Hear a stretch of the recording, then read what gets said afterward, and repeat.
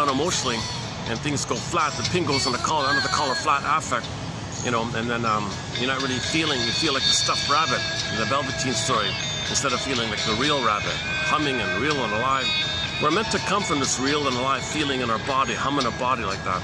We're meant to feel this natural state of feeling warmly alive, at home within. It's called being at home within. When Odysseus said, I want to find my home, he meant that. He meant his inner home, his embodiment called home within. He meant that, metaphor for that.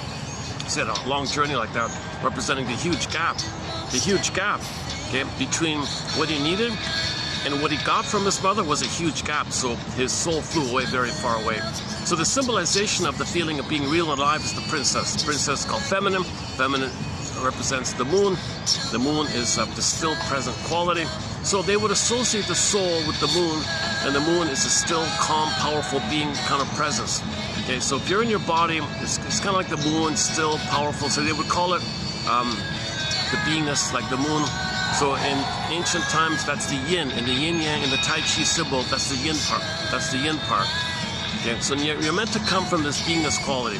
You're meant to come from this ontological self, the sense of self, the beingness. So it's the beingness, the feminine element. So since they would call it the feminine, then they would symbolize as the princess. And to represent the loss of your feminine, the princess would be locked in a tower like Rapunzel, in a coma like Snow White. Sometimes the princess morphs into a bird.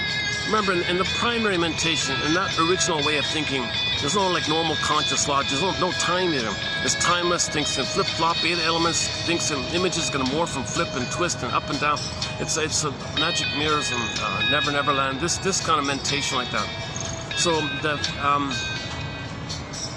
the imagery, the mythologists and the fairy tales, oral tradition over thousands of years, they want to convey this phenomenon that we're not feeling real and alive.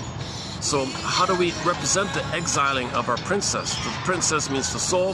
So the embodiment or the feeling of ensoulment, feeling enchanted in the body, feeling at home in body like that. If they would just say the princess is a symbol for that feeling. So the princess is a symbol for the feeling of being embodied. So they say this princess is in the forest, meaning the unconscious or underworld or far away.